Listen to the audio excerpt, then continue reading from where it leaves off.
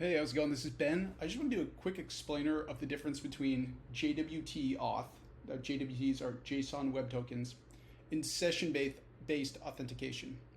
And I'm going to do this by analogy. So, JSON Web Token authentication is like if you're hosting a party, and the way that you're doing invites is you're sending people a little invite card. And the invite card says, hey, you're invited. You have this access level, for instance, VIP access, and then you sign the card with your signature. Okay, that's basically how JSON Web Token authentication works.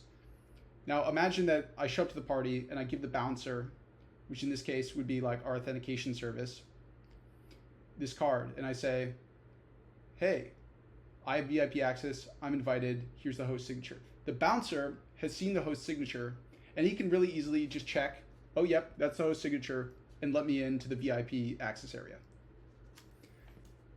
Now, what are the issues with this? Well, one issue might be, let's say I've invited somebody to the party, and then like a day later, I change my mind, okay? The problem is, if the bouncer is purely going based on the invites and the signatures, he doesn't know that that person was disinvited to the party.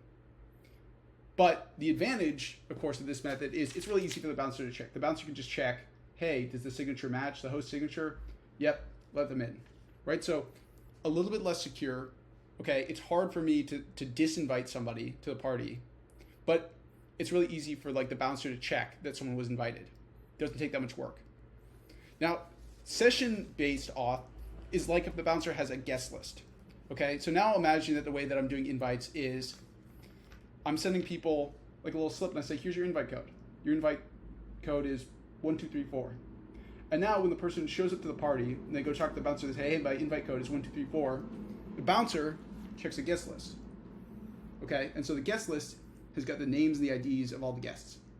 But maybe it's got names crossed out. So now imagine I invited John Smith, and then like a day later I was like, I actually don't want John at this party.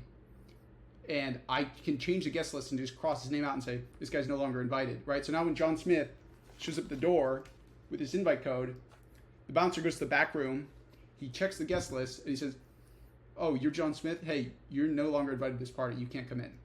Okay, so what was the difference here between the kind of JWT, like, right, just invite card with a signature, and the session-based auth, which, again, was like the guest list? Well, the difference is that with the session-based auth, which, again, is like a guest list, okay, this takes more work. This is going to be slower because, you know, on a computer, the way that this guest list is represented is this is in the database, right? So think about it like the bouncer having to go to the back room to check the guest list. Takes more time, higher effort, slower, but more secure, right? Because it's really easy for me to go and make a change to the database and say that somebody is no longer allowed to come in. So again, just to summarize, right? JWT-based auth, faster, a little bit less secure. Session-based auth, slower, but more secure. Thanks.